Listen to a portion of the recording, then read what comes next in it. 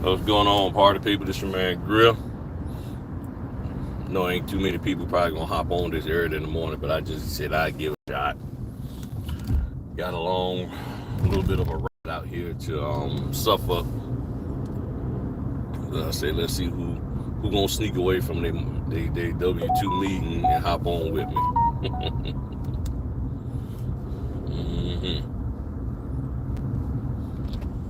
All right, come on, y'all. Let's drive correctly now. Let's drive correctly. Oh man, I got a good little bit of a ride. Didn't realize I was going out that far, but it is what it is. I'm gonna go a shorter route. I don't feel like paying any tolls this morning. And I got time anyway, so I don't have to pay any tolls. What's going on? What's going on, party people? And this Google Maps been tripping lately. It's like it had to give you two routes, and then you can tap on the grayed out route. There we go. And it doesn't want to do it. It always wants to force you to go some other way. So I'm good to go now. All right. So what's going on, people? What's going on? Morning. What's up? Okay, you're in Detroit now? All right, man. All right. Yeah, you sent me your info, so I got to do that. I will do that this week. This Friday, you will have a fritter. I promise you. By this Friday, you'll have a fritter. And everything. So this is Wednesday? Yeah, Wednesday. So how's everybody week been coming along? We're at the 15th day of the month. Last night I was sitting there counting how many orders I've gotten so far. I got 38. What's the date? Yeah, the date of 15th. So I got 38 that I have done by the end of the day, which is a good number for me. 38 in 15 days. I'm like, all right, cool. And now again, I was doing my numbers, and like I said, a little bit and get some air in here. Sinus has been acting up.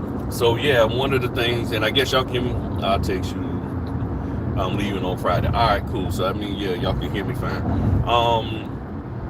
But yeah, I was sitting there looking again, and I was just calculating my the funds, and like, shoot, you talking about? Like I said, I had a 22% drop in revenue because at one point, a couple of years ago, I was making 110 per order, averaging. Now I'm making probably like 83, 85, and it comes out to about a 22% drop. Even though the number of orders have gone up 16%, but it's still a drop in revenue. So that's one of the things you got to keep in mind. And this is why I focus on just doing the numbers. What's going on, Shannon? That's why I just focus on pushing. Dang, I'm supposed to get over there. I get up here and get those numbers up, so that way, at least maybe somewhat balances out close to what I was getting before things slowed down. However, people, things are changing. Things are getting better overall. With the market, from the standpoint, the house prices are coming down. With the house prices coming down, that means there'll be people out there. There are people who are positioned to take advantage of these deals. So even though the interest rates are up, if they can get money, they have money to buy houses, and some of them to do cash deals, it's happening. So lately, I've been doing a lot more refinances. I've been doing a lot of refinances, a lot of home equity, second mortgages, not even a home equity line of credit, but just a second mortgage. Maybe it's the same, I don't know. But they keep saying it's a difference. I got to maybe research that. Y'all tell me if it's a difference. I know Shannon would know. But that's what's happening right now. So, I mean, I've done several home equity lines of credit. I did one, it got canceled or getting rescheduled, where it was a home equity and a HELOC. I don't know how that works, but it was two of them, big money being pulled out. And there's several people that I've done closings with lately that I've been pulling money out so they can go and buy other properties. Okay, that's what they're doing. They're pulling money out to buy other properties. I'm like, okay, cool. Do you? It's bringing more money into me. Because it's keeping me busy and everything. Unfortunately, like I said, the asking price, the price for them are lower, and I've even tried to, hey, let me, ask for more money. Some of these companies, they're just not going to pay it, and unfortunately, a lot of them aren't in a position to pay higher, so they're not. So you just have to work with what you can. But if I'm doing 38, you got to look at taking account that there's at least double that or a little more orders coming through the area. For me to get 38, there's at least 75, 80 coming through the area. I'm getting probably, for the notifications I'm getting half of that. I'm cool with that. I can work with that, and then I just keep plugging away, working. Right now, it's going to be important for a lot of us to make sure that we actually understand our notary laws. I've come across recently a lot of companies asking me to do stuff that's outside the scope of my notary laws. Some of them have told me we're not going to use you on that type of order anymore. Some of them probably, it's not even their fault. Some notaries have had technology problems trying to scan back, and they ran into issues scanning back, and then the signing company like, well, we're going to blacklist you. And it's like, why are you going to blacklist somebody for having a technology problem? So I asked the notary, was there any problem with the actual order itself? Meaning, did you mess up anything on the order? They said, nah, everything was fine on the order. There was no issues whatsoever. They didn't have to go back and get any signatures or stamps. So I'm like, so you're blacklisting somebody because they couldn't scan as fast as you wanted them to scan. And this is the kind of stuff that's happening out here, and this is wrong. Okay, and I know signing companies might get mad at me, and I'm not trying to start a rebellion or anything. And I understand the point that the signing companies want scans done so that they can make sure that the stuff is done right. But if you have a situation where the person is a long ways from home, they don't have the ability to scan, and you want the stuff dropped same day, and it's a UPS, which UPS does their last pickups early, you got to make a decision. Because if it's all about having a copy of the scans after the documents get sent to the lender or whoever, if really you can coordinate with them and say, hey, can we get a scan? Because let's just be real. I've been in a rush, and I tried to call the title company, the signing company, say, hey, I'm having a hard time, with this. I got to get this, that, and the other. So it's going to be a little bit before I get y'all to scan. So the signing company's not picking up. I'm sending them messages. They're not responding. I then tell okay, let me call the title company. Then they're telling me, oh, we didn't need scans. So I'm like, okay, so the signing company needs the scans. Okay, cool. So I'm like, if the signing company is the one that really wants to scan, not necessarily the title or the lender, then maybe the signing company can work with them and say, hey, after it's all done, can you give us a copy of the scans? Load a copy up of the scans in the portal, since the notary really needed to get the documents out and they couldn't do it for whatever reason. You see what I'm saying? They could work something out like that. But this is what I've been seeing is going on, and then the notary is getting punished because, like we have an area called the Eastern Shore, bad internet over there. We have certain parts of Suffolk, like where I'm going out, bad internet over there. So even if you have your scanner with you, you have a mobile scanner, VPN, all of that. In Oswald, I got a VPN now.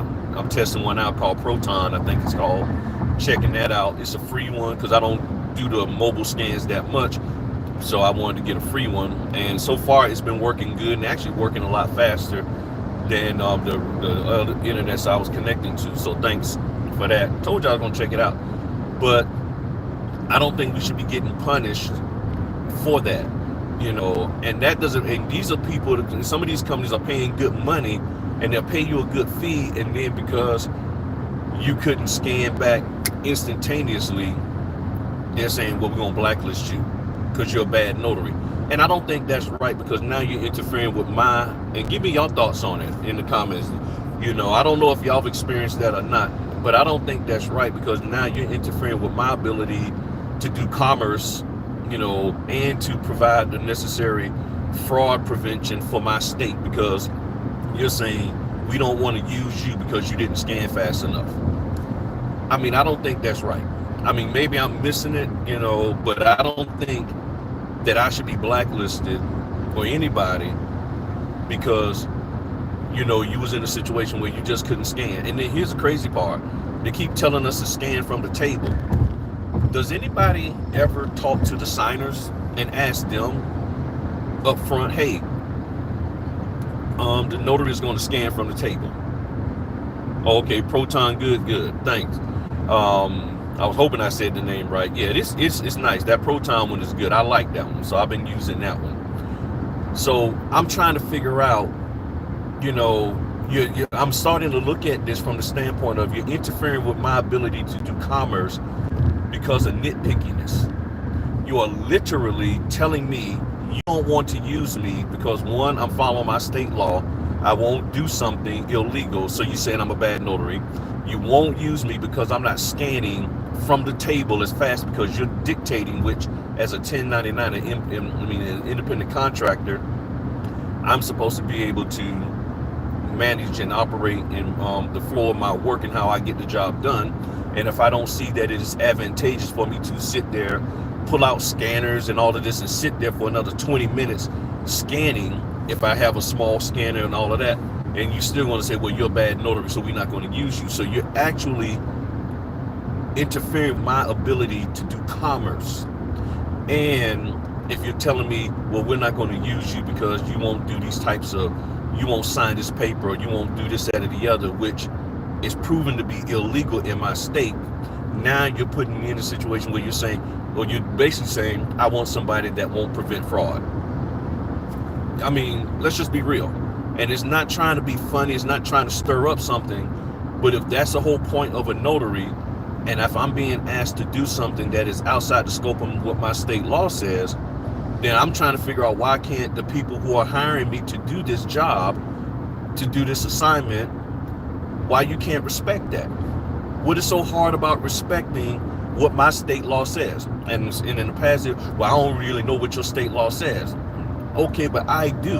So let's have some trust and respect for one another, and allow me to operate within the confines of my state laws, not the way you want it, just so everybody can get a paycheck. You see what I'm saying? That's where the issue is. That's the concern.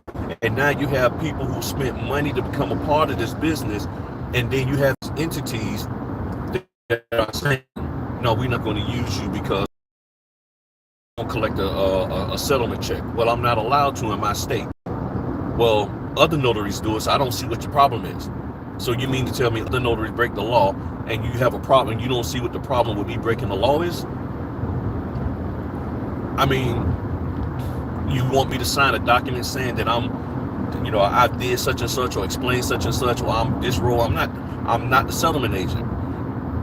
Well, you're doing it on our behalf. When did that become a thing that I'm supposed to do? I'm not that. I'm not trained as a settlement agent. Well, other notaries do it. You see what I'm saying? So this is becoming a huge problem, and it's not right. It's not right. It's bad enough you got notaries that are doing things that aren't correct, that are questionable, and now you're having companies asking us to do things that aren't right, that aren't correct, and your E&O insurance ain't going to protect you in that, with that regard. So, I mean, what's your thoughts on that? I mean, I've seen that, and I've talked about that many a times, how I've been asked to do stuff and then told you're not going to use you anymore because you won't do ... I know here locally a company will not use me anymore because I won't collect settlement funds. They know, and they're a title company, and they know I can't, but they still insist that I do so. And I'm like, You know, so it's going to be important for us to stand on our state laws, to know them, because you cannot rely on somebody who's asking you to do wrong to actually stand up for you in a court of law. Because if you get pulled into a court of law, who's going to stand up for you? Who's going to sit there and say, hey, to do that, and I'll take the blame. Don't blame the notary. It was on me. We're an adult. They're going to say, hey, you should have checked with your state. You should have did your due diligence to make sure that what you're doing is what you're supposed to be doing. And if you don't take responsibility to do that, that's on you as the notary. That's what they will say. So I'm just encouraging. I'm not saying start some, get the tiki torches and go after Frankenstein and all of that. But what I'm saying is, as an individual, you have to make sure you do what you need to do. If you're so desperate for money that you're going to break the law, it is. Just like when people put these notarial certificates, somebody had asked me about that. The title companies throw all these notarial certificates in there and just tell you to fill them out anyway, just in case. No, we're not supposed to do that. We're not supposed to have blank certificates just floating around with our name. It's one thing. We're not supposed to be notarizing a blank document, that doesn't have information filled out or the person signing it and things of that nature. Then they say, well, here's these 5 other ones just in case we need them. Nah. So even when they send me a correction back and they send me a certificate, I use the one from the NNA, and I add in the bottom, the document, the number of pages, and I fill that optional area out from the NNA notarial certificate, and I send that back. So that's what I do, because I'm not just filling out a blank notarial certificate that has nothing, that has nothing for me to say what the document was for. Hey, what's going on, Caprinas? I know you up early. It's what 6 in the morning there for you out there in California. So you have to be mindful of that, because they'll sit there and have you just do these blank certificates and then be sticking it to whatever. So I don't do that. I learned early on that's not something we should be doing. So I use the NNAs when it comes to that. And I've never had anybody push back and say use ours. Use ours. I'm like, and if they did, I'd tell them, say, what's wrong with the one I use? I said, I don't have. There's no rule that says I have to. Just, you need an all-purpose acknowledgement. Here it is. What's wrong with what I did?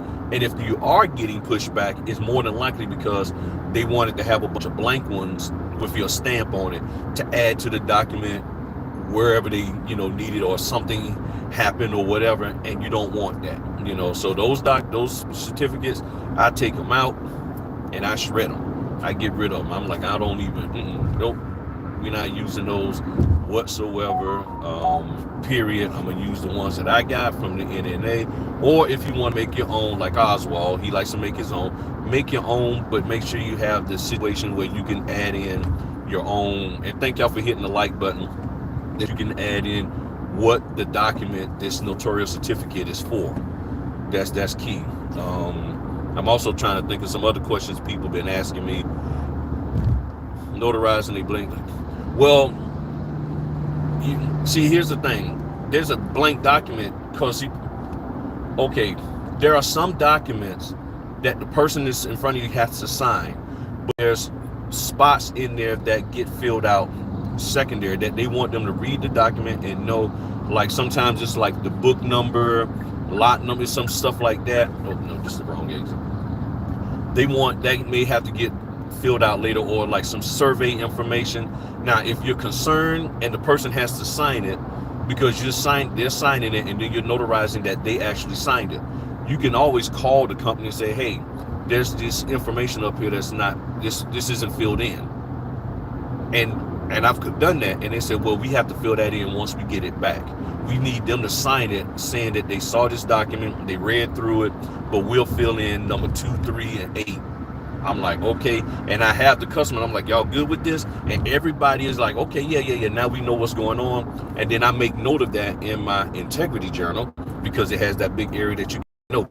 So now you can make note of that. Now, from standpoint of just notarizing a document that has nothing on it, that doesn't even have a signature and all that, no, we're not supposed to do that. That has no information, nothing whatsoever, correct. We shouldn't be doing that.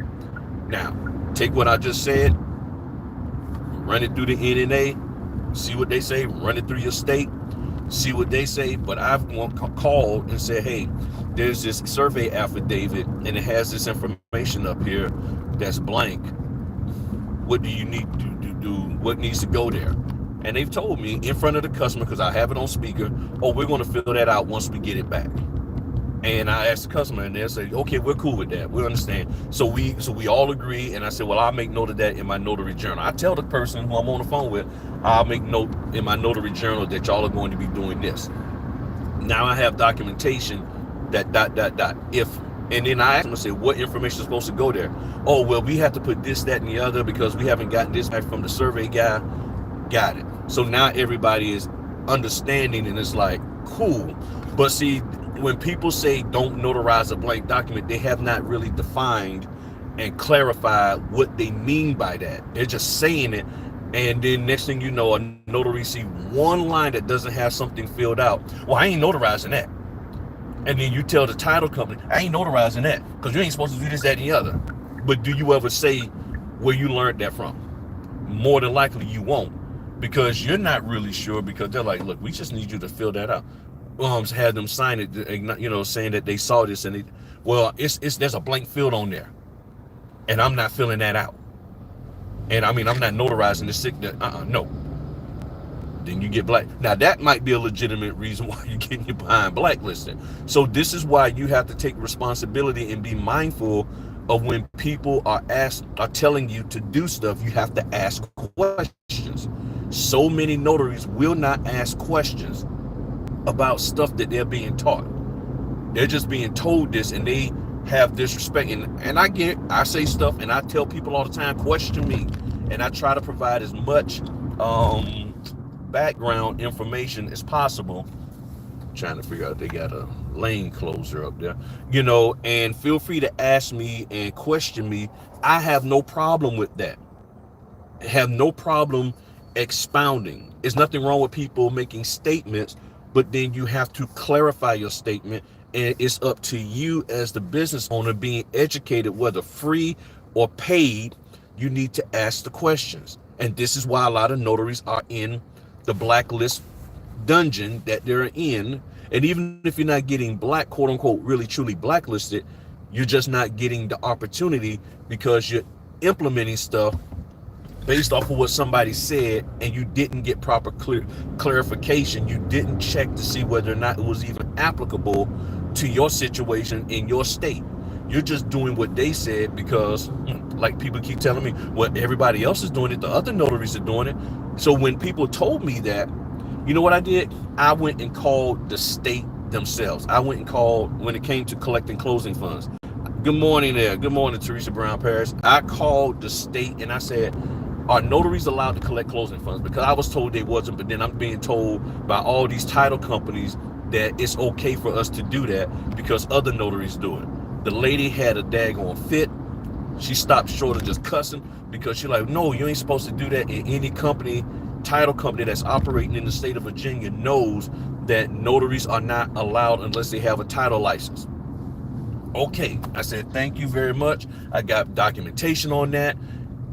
And the companies are still pissed at me because they're like, we told you to do this. You need to collect this money.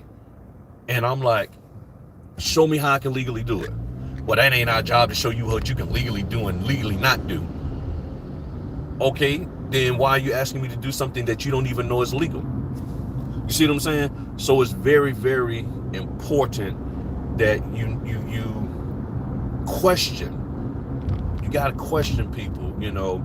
And then it was somebody asked me a question about when I made a comment about networking. So I think they might have misunderstood what I was talking about. I'm not saying that there's a problem with networking. What I'm saying is you have to evaluate the environment that you're trying to network in. If you all are the same, meaning you're doing a networking event and it's 15 notaries, 80 notaries, What is supposed to come out of that when you get together something? Because as notaries, what business do I have to give to you? If right now, all of us here, what notary business do I have to give to you? Because we're all about trying to find an opportunity to make money. Well, I'm trying to make money, y'all trying to make money, so we get together. What am I going to get out of this gathering? Okay, if it's all about coming together so I can buy something from somebody that's selling something, okay, I can buy it, but then again, will it really open up the door of opportunity for me to make money? So when you constantly having these groupings, these gatherings, whether it's the conferences, just the meetups and stuff, you got to come away with something tangible that you can implement. That's what I'm talking about. I'm not saying you can't network, but even when I go to certain networking events, I've gone to them, and the problem is that I get there, and no sooner than the networking event is over, everybody's scattering to get back to their job, because a lot of times I'm networking with people who really are W-2s. And then the few business owners that are there, they're scattering to the next meeting. They're just, so it's like sometimes it's actually hard to sit down. Now, where I do my best networking is when I'm sitting there at the closing table in somebody's home with the business owner that is too busy to go to a title office. And then they see my professionalism and they start asking me questions about what I do and how, but more about the notary business. And then I find out that they have something else going on, and they're like, give me your card because we have this here, or I know somebody that can use. That's my networking, because I like to network with people where I got their undivided attention and they have mine.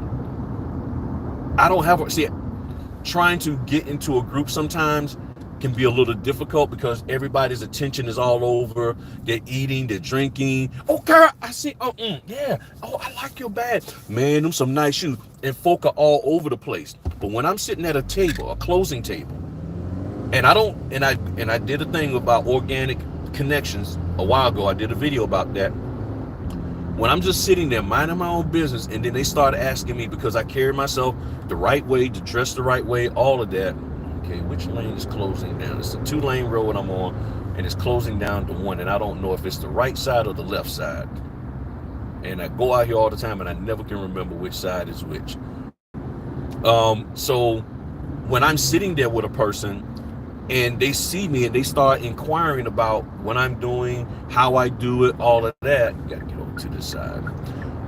Then I can have a conversation with them, and we're talking, and they're not distracted, I'm not distracted, and we have each other's attention. And that's when I get the best deals. That's when I find out, man, I like you, Griff. I got something going on, give me your card. And then later on, a couple of weeks, they'll connect with me, or they'll have somebody, hey, so-and-so told me to connect with you, and then it becomes boom. Here's the thing. Not everybody can network the same way. You don't see, I think with business and with people coming into use with the term networking. Yeah, here's the thing. There's some people, they like being in front of crowds and being the life of the party and like want everybody's attention, and they love hearing themselves talk, and they love just getting out there. That's them. But can you handle yourself when it's one-on-one in a closed room and there's no other distractions but you selling who you are and you allowing them to sell who they are? Can you figure out a way of working the deal? Sometimes people are so all over the place that they can't be still enough to work with somebody one-on-one. And now, can I work a crowd? Yes, I can work a crowd. I can get in there and work a crowd, this, that, and the other. But I prefer to talk to a person one-on-one. Why? Because I want to give them my undivided attention, and I want them to know that I care about what they're going through. I care about what they're dealing with. Make this turn up here. I care about their problem. Let me quickly, so it's like I talk to you privately. Okay, dude, you ain't got to do all that. You ain't got to do all that. I had to pull off to the side because this dude was riding all up behind me like a mad person and stuff. Get out here in the country, folk want to act weird. All right, so now get up here to my next turn. So that's the thing. Network the way you are feeling comfortable and then grow into the other parts. Trying to network the way everybody says you're supposed to may not necessarily work. Networking or going to particular events may not be for everybody. Not everybody is comfortable going to an NNA conference or even a local conference where there's a whole lot of people, and it's okay. And there's no need for you to feel bad about you doing that. Okay, it's okay for you feel not to, you ain't got to feel bad about that or feel like you're missing out, because at the end of the day, business isn't about networking. It's not about always I got to go network with somebody, I got to be up in somebody's face, I got to be in somebody's meeting. That's not business, because the people in that networking event aren't the ones that are paying you. Gotta put on my safety gear. They're not the ones that are paying you your money. Okay, they may be able to connect you to other opportunities, but your core people that you are, hold on 1 second.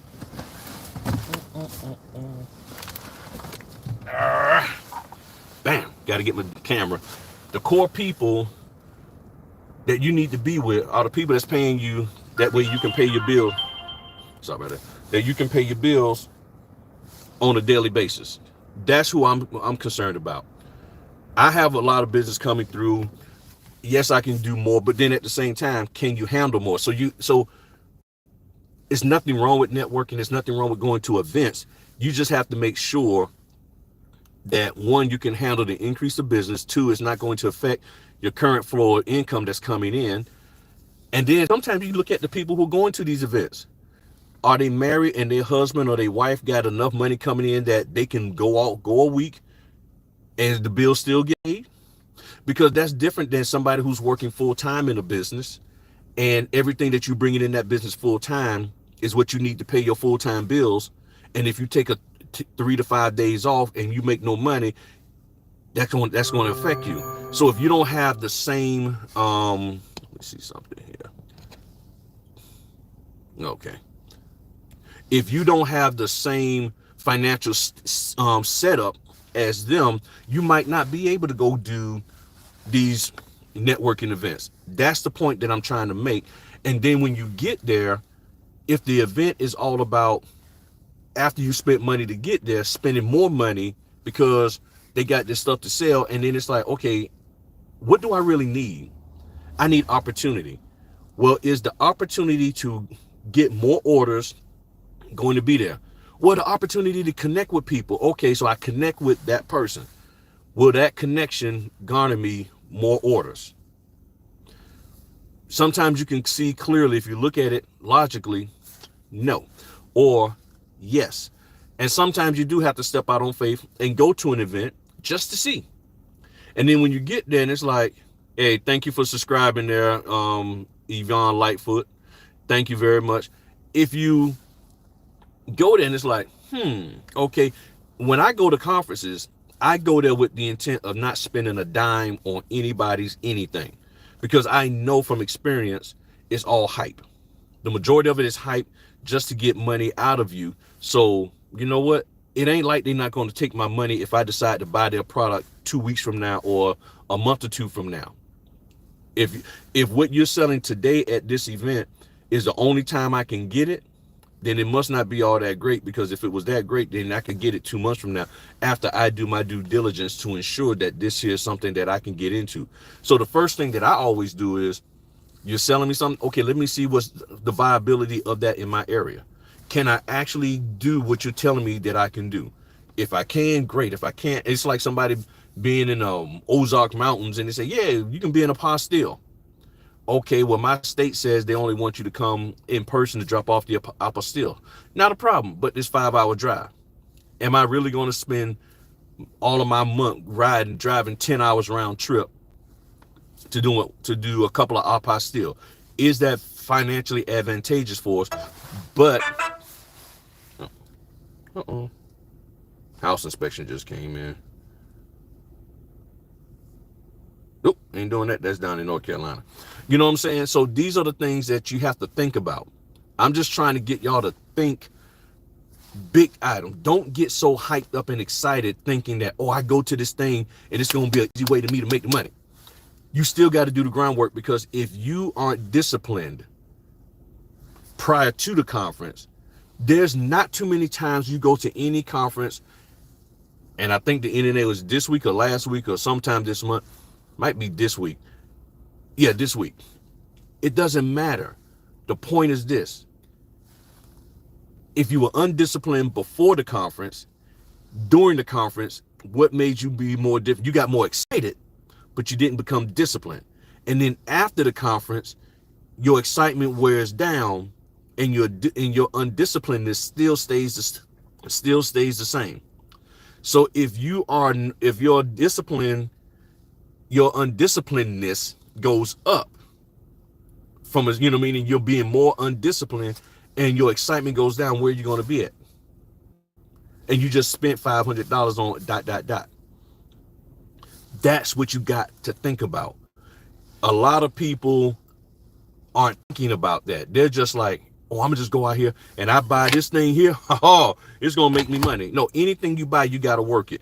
And if you weren't working your notary business before you went there, and you were sitting back scared, timid, unassured, all of that, what at this conference or this local meetup or anything is going to push you to the next level to say, I'm gonna be disciplined now. I'm gonna get my act together. I'm gonna get my habits together. I'm gonna stop looking for the easy way out, and I'm gonna push through my fears and my concerns. How many of you willing to do that? There are people right now that have been in this business for 2 years, ain't done a single loan closing. Why? Because they haven't figured out how to overcome themselves. You can't overcome yourself. Spending money to go to any kind of event will not improve yourself. It won't. It will not. It ain't going to improve you the least little bit. Let me start driving to my thing and then hop out here. Oops. Hold on. Hold on. Drop my microphone.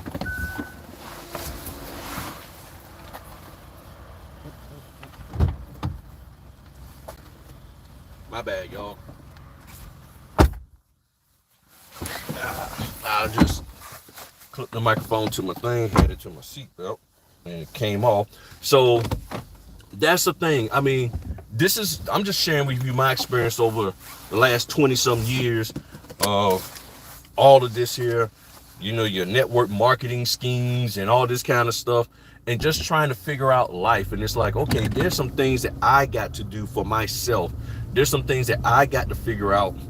And who am I? And what level of risk am I willing to take? All of that.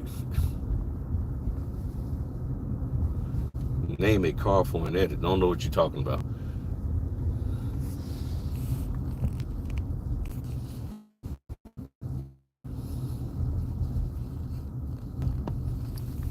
Not sure what that means. Name a car for an edit. You know what I'm saying?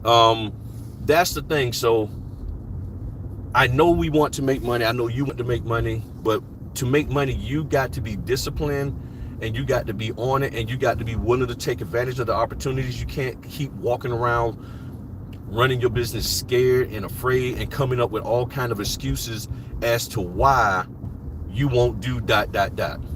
Why won't you take an order? And most people are still saying, well, I don't know the documents. I don't understand the documents. Okay, what is it that you're trying to understand about the documents? And most people can't tell me what they trying to understand. Hold on one second. This is a customer calling. Hold on one second. Hey, Griffin Notary, how can we help you today? Hi, is this Devin? Yes, it is. What's going on? How you doing today? Good. Wonderful. I'm calling about the image signing tomorrow at 3 p.m. I want to know if you're able to have the documents okay to confirm with the borrower. If it's for tomorrow, I haven't printed any documents out yet. I don't normally print them out till later on, and I can't tell you off the top of my head if I've received them yet. But if I've got them, they'll be printed later this evening. Fantastic. And have you been able to talk to the borrower yet? Yeah, I'm gonna confirm with them and everything.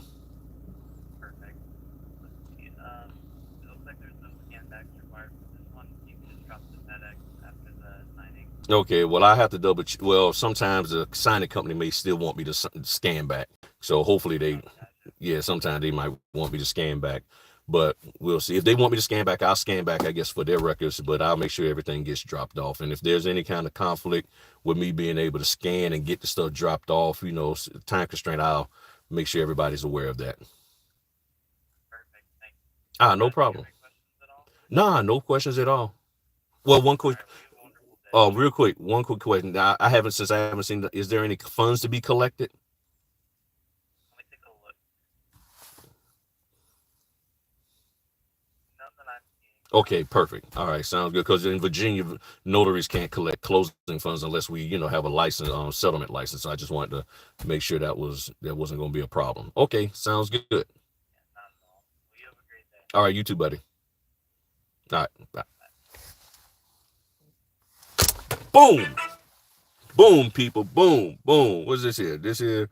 All right, hold on. This is the 21st. The answer is yes, because I ain't got nothing on the 21st. It's somewhere in Virginia Beach for $75. So I said yes to it. I ain't even look at details. I saw the 21st of May, 3 p.m. I just said yes to it. Now, here's the deal. You just heard me talk to a title company. What did I say at the beginning? Y'all go do the beginning. I told y'all, sometimes it's the signing company that wants, all right, got to sign to that one. Sometimes it's the signing company that wants to scan, not the title. So you got to keep that in mind. So I'm not sitting up here trying to start mess. I'm just telling y'all the truth of the matter. Well, I got to go. Hold on. See, I was going to end it, but I got to stay on this live now, y'all. I got to stay on this live. So here's proof that, and I wasn't even going to ask them about the thing about the whatchamacallit, the scans, because I just figured, it was going to be, and they saying, no, this title company's calling me, telling me, oh, well, you ain't got to do scans. And that's why I made sure I told him, but the signing company may want, he said, oh, yeah. That's the way he said it, like, oh, yeah, forgot about that. I'm like, see, this is what we're faced with, people. And you have to be aware of that. There's a lot of different little layers out here with this. And man, it's really interesting. It really is interesting and stuff. So I go take care of that and all of that. And let me just double check this real quick. All right. So I got to do the scan. So all right. So what do you do for work? I am a notary. I work full-time as a notary there, Hondo 72. And what I do is I go around, basically people who need legal documents notarized, have their signatures on them notarized in front of a notary. That's what I do. And that's what many of the people in here is doing. That's what we do. We go around and people contact us and we get paid for doing that. We work with different companies, whether individuals or various companies. Like now, what you see me doing today with all of my gear is house inspection. I'm going out and doing inspections, and it looks like I'm gonna have to drive around the back because I do not see a driveway for these people. I don't even know if they have a garage, and everything. So that's what I do. May I ask, who are you? Yeah, what I'm wearing is just a safety vest and a body cam. So also, let me show y'all. So this right here is my Ring camera for my dash cam. It's a Ring dash camera on this side, camera on the outside, keeping track of me. That's the house I got to take pictures of. This here is a nice little fancy neighborhood out here. Let me clean that back lens off. There we go. That's better. So yeah, it's a nice little fancy neighborhood that I'm doing. So my job is just to just to go out here and get some pictures of the house. And they're probably either refinancing or getting a home equity line of credit. And that's it, So let me do something. So let me do this here real quick. just so y'all, I want y'all to stay on while I'm doing this here. Don't leave, so y'all can see me while I'm out here doing what I do. Let me turn on my safety blinkers. So y'all should still be able to hear me. Oh my God.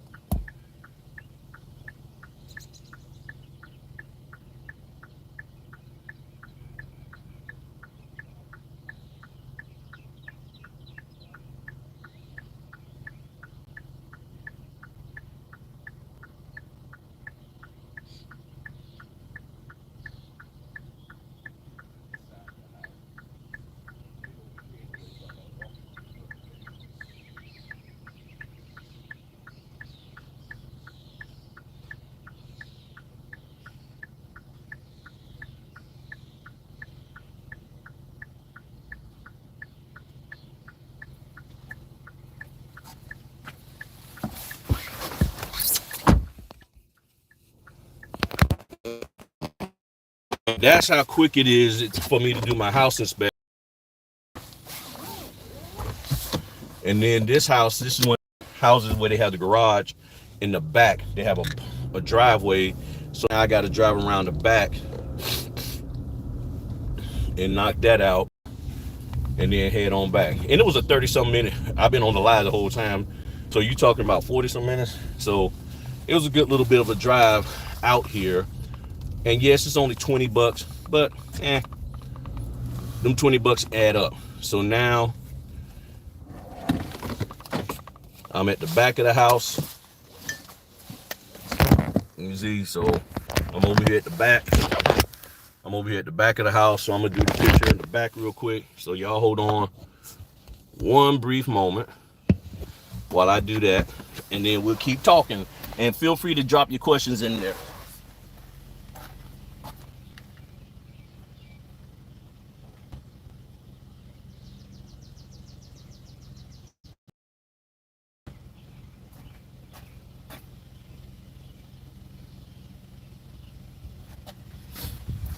And what I'm doing is a picture of the garage, not actually the back of the house, because the garage is in the back. If the garage is in the front, then I wouldn't need to do a separate picture for that.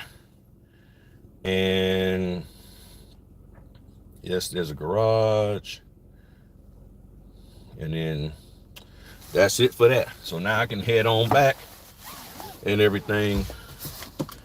Yeah, them $20 be adding up. Them $20 be adding up, you know. And mileage, I get to deduct mileage, you know, so I'm driving out here deducting mileage and everything. So it all pans out. It all pans out. The mileage of me driving out here basically nullifies, you know, any tax burden that's on there, because that's tax deductible. So I made $20 tax free and everything. So it's a nice little neighborhood. Nice. Out here called Governor's Point in Suffolk. So if y'all look on the map, Governor's Point, I think that's one of the streets, Governor's Way or something like that. Nice little fancy neighborhood. Let's see here. Stephanie, go to the description.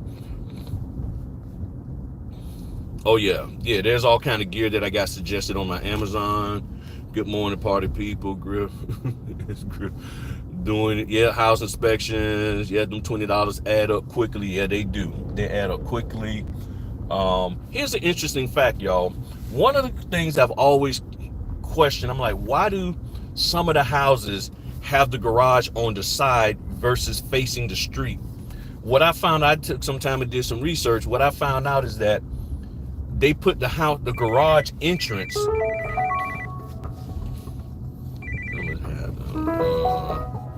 called me on my other line. It's probably a spam call. They put the garage on the entrance on the side so you can have more driveway to park additional cars. Now, I personally don't like the side entrance driveway, but right, zoning also, yep, zoning. But one of the reasons, and I was like, okay, let me see who this is. Griffin Notary, how can we help you? Hi, this is Francis.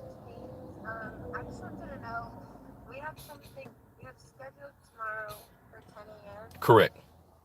How long is it? It depends on what I can't recall off the top of my head what type of loan y'all have, but are you a VA refinance?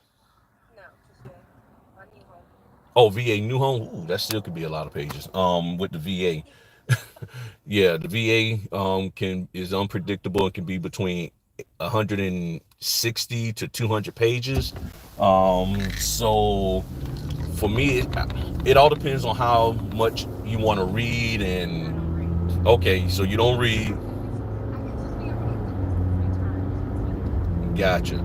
So it shouldn't be a problem. Once I get there, I'm gonna have the documents probably later today. I get them all prepped and ready to go, and then it's just a matter of you signing. Of course, I'll let you make sure you look at the final numbers so you can see that the numbers are straight, and everything else are just affidavits and other little, other papers that you'll just be signing off on, and you'll be provided a copy of everything and stuff. Now, if you really want to make sure it goes quickly, reach out to your loan officer and have them to give you a copy of it or allow you to see it online so you can review stuff beforehand, just to be, just to have a clear mind if you need to do that.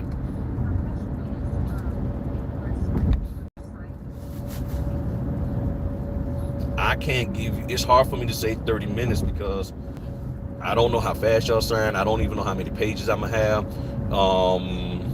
I hold on, 10:15 tomorrow. Well, I'm driving, so I can't look at my calendar. Give me about 30 minutes, and I'll let you know. So I got to see what. Okay, so what you got to be at somewhere at 9 a.m. and then you get. Okay, and you talking about so when you get back. So let me look at my calendar because I may have some flexibility because I got 5 closings tomorrow. So let me look at it and I'll give you a call back or text you in about 30 minutes. All right, sounds good. Okay.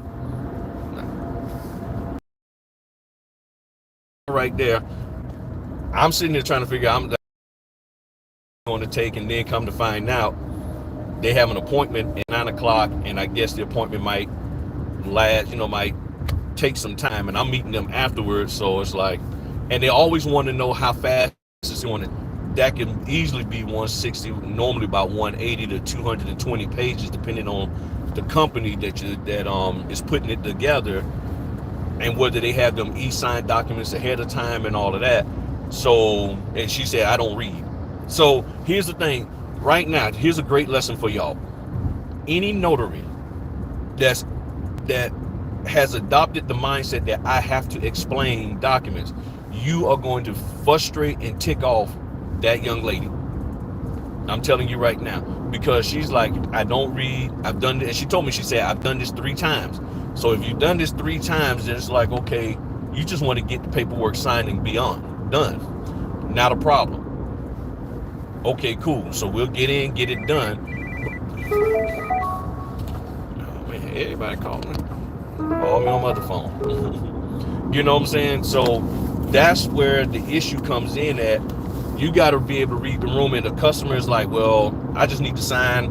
I'm tight for time. And then you're like, well, let me pull out my NNA. Yeah, you're right. NNA, VA, there's no dope. Well, let me pull out my NNA script, and let me pull out my so-and-so trainer script, and lay all of that out. And I'm going to go through, and I'm going to show you every line on the. If you try to show this woman that I'm going to be working with tomorrow, every single line on the closing disclosure, I guarantee you she's going to give you a bad review. So if they're calling you, asking you how fast can this happen, and then you still sit there and try to give them a daggone doctoral dissertation about the documents, you might as well just go ahead on and start selling your notary equipment. I'm serious. So here we are doing a live. Need to come on in? There you go, lady. Go ahead. Here we are doing a live, and you got people calling, and I'm telling y'all, and I'm giving y'all seeing proof of what I've been telling y'all over and over and over again. You keep listening to these suckers out here, you're gonna mess around and get yourself into a situation that you're not gonna be getting called, because guess what? None of your trainers are the ones giving you reviews about how good you are at your job. It's the signers. So why are you gonna piss off the signers? By doing something that they don't want done, by forcing them to sit here longer than they want to sit there. Well, this is what I mean. I paid all that money for that training, so I'm going to implement that training. And guess what? That'll probably be your last closing. So you might as well go ahead on a Facebook Marketplace or somebody Marketplace and just sell your equipment and destroy your stamp and just chalk that up to another failed attempt to be an entrepreneur. I'm just being real with you. You got somebody telling you, this is how I need this done. When you're out here working with people face to face, that stuff some of the stuff that you learn in training can help you out, but a lot of it,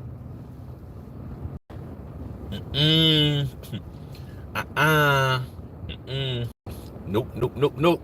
That ain't what you're supposed to be doing. That ain't what they need to get done. So I'm gonna put forth every effort. Hopefully, her loan packet is a small one, and I'll be able to get her done in 30 minutes. But see, here's the thing. This is one of the things that I've learned, and many of you who've been out here doing these closings know this. They will say they don't need to read, but about 80-some% of the time, they still start reading. And what I could actually get done in maybe 20 minutes takes 40 minutes, because they see something or they come across a document that they're not familiar with, or whatever the case may be. Or sometimes if it's a couple, the spouse who called me may not want to read, but the other spouse does. And you can't control that. So that's why I never guarantee a time. Can it be done in 30 minutes? Yeah, it can be. It can be if everybody just signs and keep it going.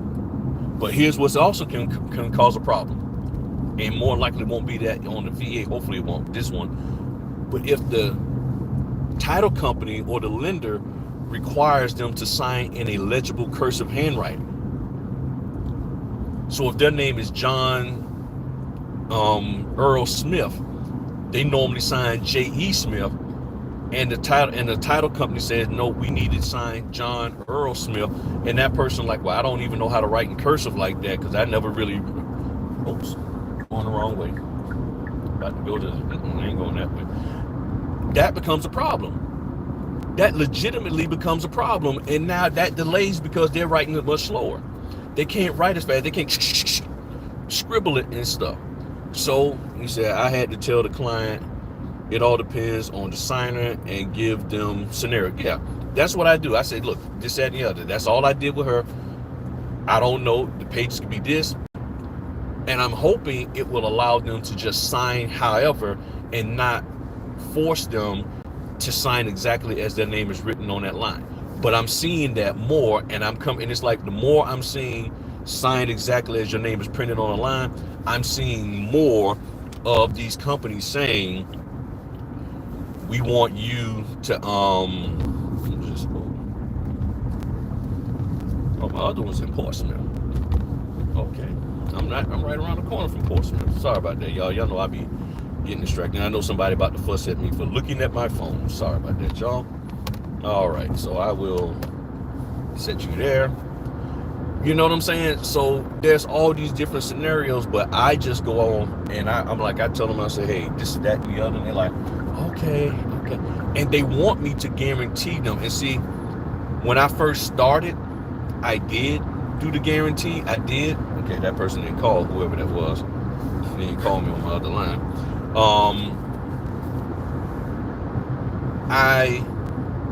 I would guarantee, I say, okay, yeah. And then something comes up outside of my control, and guess what? They blame me. Well, I thought you said this would take 30 minutes. And I'm like, okay, but you just fussed about not getting getting $1.15 less in your cash, in your money back than what it's. I'm like, you caused the delay, and then you're gonna blame me for it. Wow, you know what I'm saying? So that's when I say, you know what, I'm not going to guarantee anything. I'm not going to say yes, it'll be done in 30 minutes. It all depends. It all depends. And a lot of times people don't like that. They want somebody to give them a guarantee because they're asking for it, and I'm like, okay, I get that's what you desire, but I can't do that. I cannot give you that because I don't even have the documents. I ain't seen them, and I'm just not going to try to guarantee you that. You know, it only takes signing from Google now the party, yeah. So you only, yeah. So this is what you deal with. But as y'all see, you take that training that you implement that stuff in your training if you want, and start running off at the mouth. That person, and they talking about, give me a Google review. The notary didn't listen to what I said. They ran their mouth and kept me here for an hour and a half, and I told them I only had 30 minutes. Is that the kind of Google review you want? I don't think so.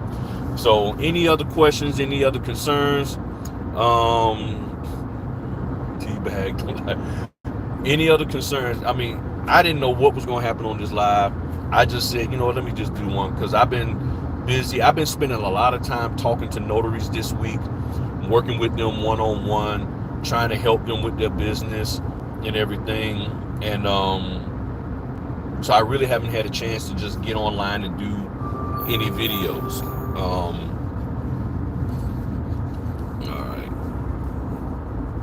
right. Okay. You know, I'll just check my email real quick.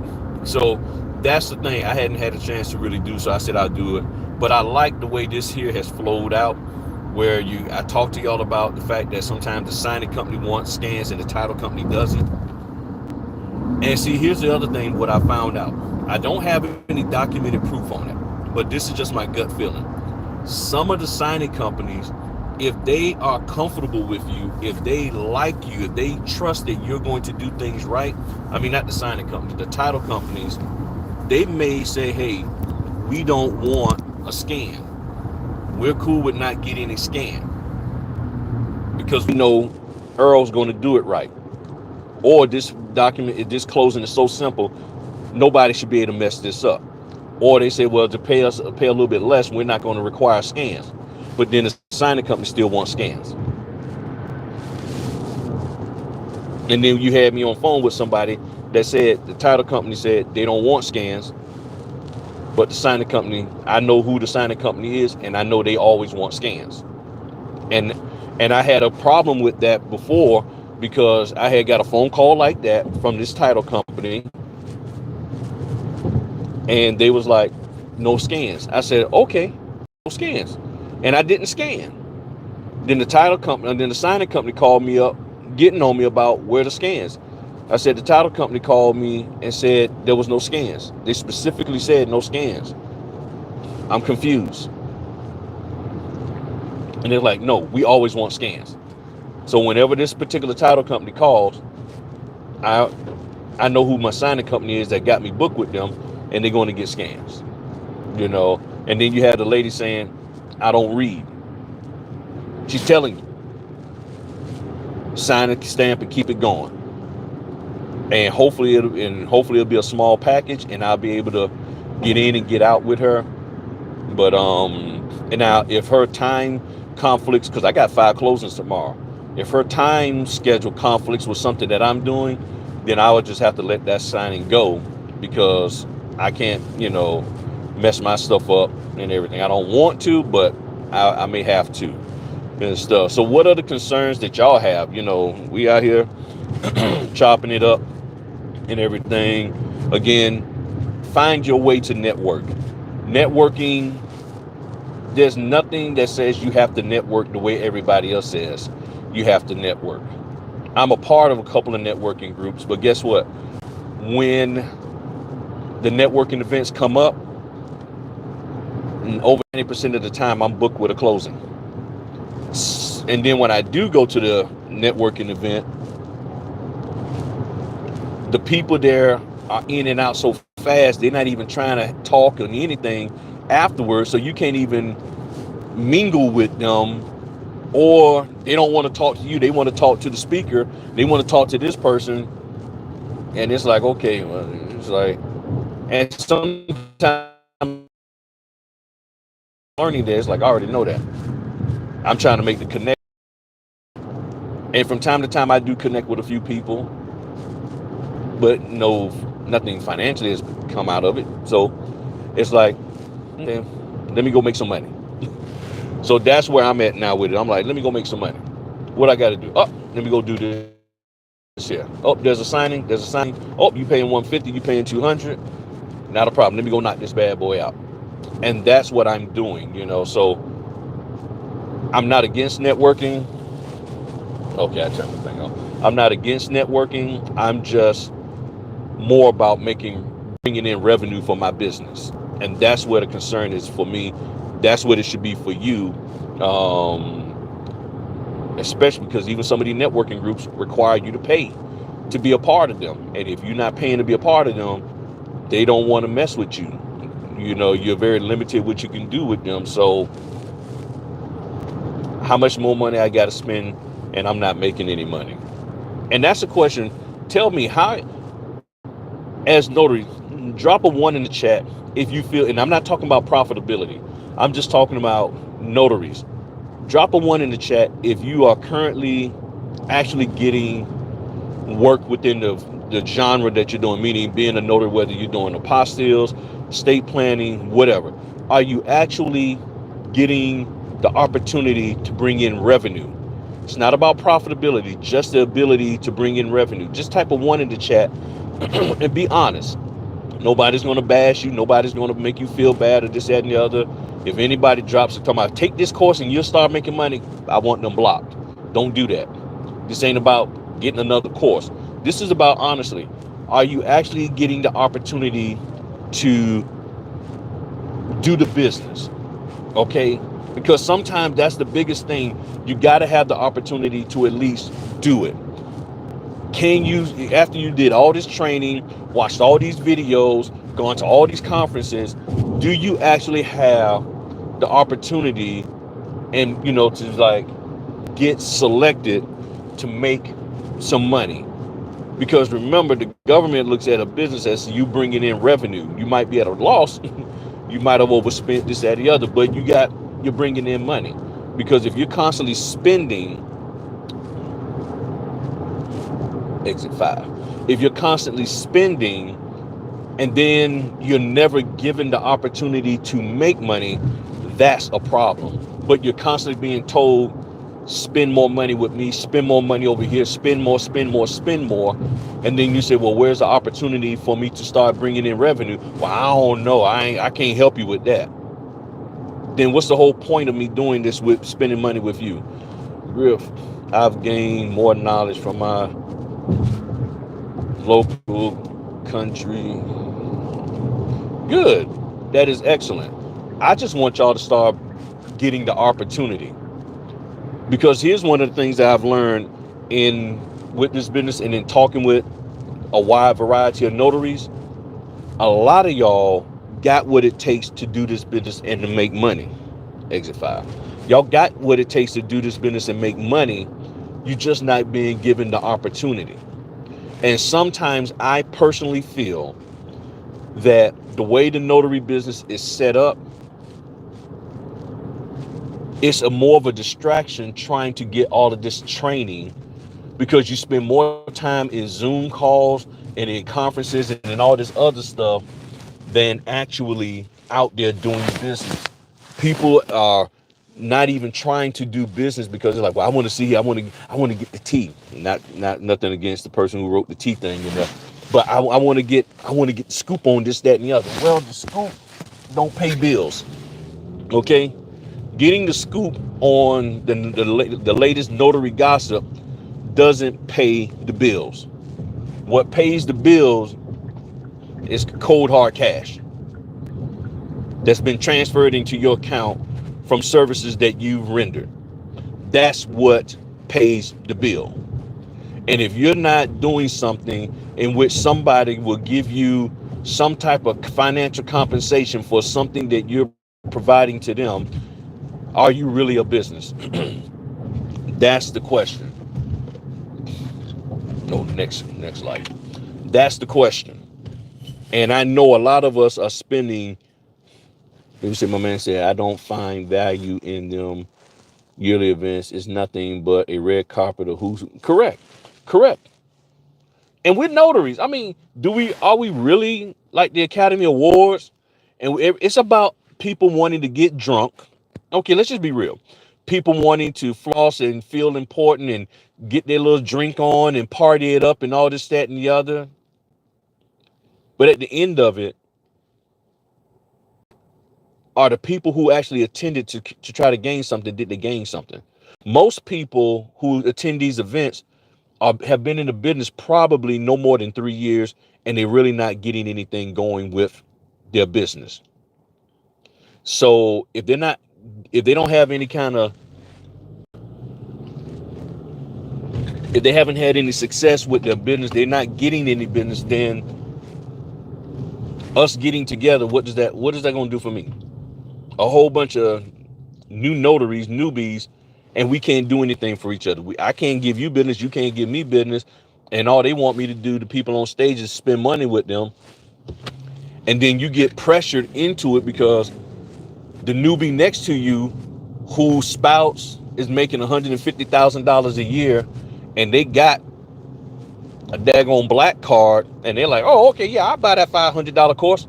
And you feel bad because you really don't have the money. Well, you got it, but that's for your rent or your mortgage. And you don't want to feel embarrassed, like, oh, I can't, well, I can roll with you too, smack. And now you're acting like you're playing dominoes, dropping daggone credit cards on the person's table, and everybody done made all this money, and you don't have the discipline to do not 1 minute of that course. You know I'm telling the truth. The poke ain't going to tell you that. They expect you to figure that out for yourself, and that's on you. But I'm going to tell you, the vast majority of notaries out here aren't disciplined. The vast majority of people who not even notaries, who don't even have a business, aren't disciplined. Why most marriages fail? Because of a lack of discipline to do what it takes to keep that marriage together. So if you can't keep your own marriage together, I'm just saying, it takes work to keep something that you even care about together. And then just imagine if you don't really care about the notary business. It's just something that you're doing just to make you some quick bucks. Over here in the semi-hood. Now, somebody snatched me up, y'all. Nah, I'm all right. It ain't gonna take long. Knock this one out. All right, what's the address? But you get what I'm saying. You got on the live, yeah. You get what I'm saying, people. I'm just saying. 1238. The hardest part about doing the house inspections is that there are some human beings on this earth that do not believe in putting. Here it is. They don't believe in putting their let me turn around so I can angle my car right. I always like to have it to where my camera can see me. Some people out here, they don't believe in putting their house address on their house. And then you sitting up here trying to find them, and you can find nobody. Now you go ahead on. Because I got to make a U-turn. Okay, nobody's behind me. Make sure there ain't no cops out here watching me do this not too legal turn. Now this ain't gonna take me long, y'all. So y'all just hold tight for one brief moment. Let me double check, make sure I don't have to do no side pictures of the house. I don't think so. Nope, I don't have to do any side pictures. Hold on one sec, y'all. Hold on one second. Drop any questions that you got in here concerning the notary business, something that you, because some of y'all may have a question that you want to ask that you've never been able to ask, or you asked it and nobody even tried to give you an answer. So if you got a question, feel free to drop it right now so that I would love to answer the question for you. Or maybe there's somebody that's in here that can also answer it. Turn my camera back on because I do not want to have somebody rolling up on me and I don't have any evidence of them acting a fool out here. So it's not the cops. It's the flock of cams. Yeah, yeah, them flock cams. Yeah, yeah, yeah, yeah. I've been seeing them out here. I've been watching the little black pole cameras. Yeah, I've been watching them. Yeah, yeah. They got a whole pack of them out here in our area now. Yeah, I've been paying attention to that, man. I've been paying. Hold on one brief moment, y'all. Turn on my hazards. Turn on my camera. Make sure that's recording. All right. Take a picture that way.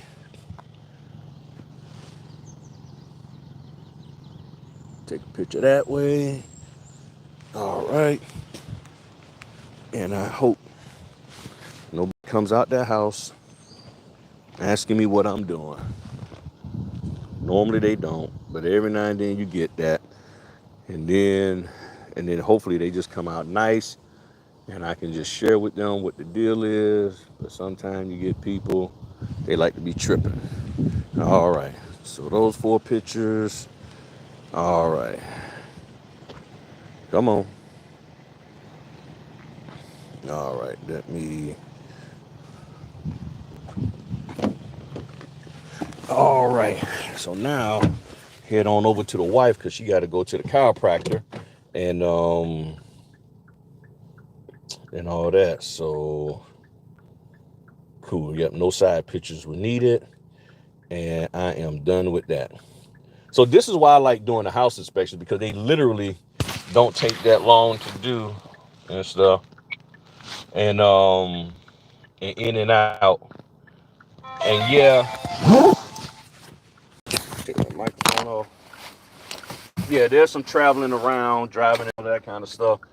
But I'm cool with that because I like being out. And like I said, I used to work in the intel community. And when I was an intelligence specialist, we used to be what is called a skiff. Um, and I'm going to tell you, you have no windows, no nothing. It's just fluorescent lights for 8 hours a day. That is not some stuff that you really want to do. Okay, my man must be a mechanic. He working his butt off on some cars. That's all right. Got a whole line of cars he working on. Now the question is, how the heck do I get home? Okay, that's a good question. I don't know how to get home. I know where I'm at, but it's like 4 or 5 different ways to get home. All right, y'all. Let me hop on off of here and everything. So where the heck am I at? Okay, that's what I thought. I thought I had to go that way. All right, party people. Let me hop off of here and get ready for the rest of my day. Still got another house inspection to do. Pick up the wife, take her to the chiropractor. Got a 2 o'clock signing, then a 6 o'clock. But as always, like I said, I appreciate y'all. Y'all are some wonderful, wonderful people. Thanks for tuning in. Thanks for your support. Thanks for hitting the like button. Thanks for hitting the super thanks, all of that. Y'all are some great, great people. And y'all, things gonna be all right. Things gonna be all right. Just keep plugging away, follow your gut, and trust your instincts. And if you don't know how to trust your instincts, then hey, find somebody that got some good instincts that's not going to be trying to charge you an arm and a leg for help, and or charge you at all, to be honest. And just step out there. Just step out there in faith and believe in yourself. And I'm telling you, you have it within you to do. There are so many things that you've done in your life that you didn't need a conference to go to get it done. You didn't need a mentor to get it done. You got married without mentors. You had babies without mentors. You got in jobs without mentors. You started college and finished college without mentors. I mean, you've done so much in this life. All of these, without all of this mentor stuff, you can do this business. Is it good to have people to connect with and all of that? Yes. But you don't need, I mean, what we do is so simple. You don't need to pay somebody $30 a month, $80 a month for mentorship to have this little group of, let's brag about how much money we made, because that's what they turned out to be. Let's brag about what I bought today. Let's brag about what I did today. I made all of this money and you can too. That's not what I want my life to be. Sitting here listening to somebody, well, I made all of this money because I did, and you need to do it. And if you pay me some more money, I can help you do what I did to make money. Oh, okay, this is a fire station. I thought this was a thing. I ain't got time for that. I ain't worried about, I can figure it out. I'm smart enough. I'm intelligent enough. I can figure this thing out. And that's what I'm going to do. And that's what you need to do for yourself. So if you need help, y'all know how to get in contact with me. Again, thanks for coming on for this whole hour and 20 some minutes. Hadn't planned on being on that long, but hey, we learned some things. Y'all saw some things. Y'all saw the real deal about doing this business, being out here in the streets. This isn't what other notary so-called trainers and mentors show y'all. They just sitting in their little ivory tower waiting for y'all to buy their next course, waiting for your credit card to clear for the next month of membership. That's it. Talk to y'all later. Oh, yes, I do have a channel membership, and I don't wait for that to happen. Y'all can cancel that at any time, and I don't get mad if you do. All right? Talk to y'all later. Peace.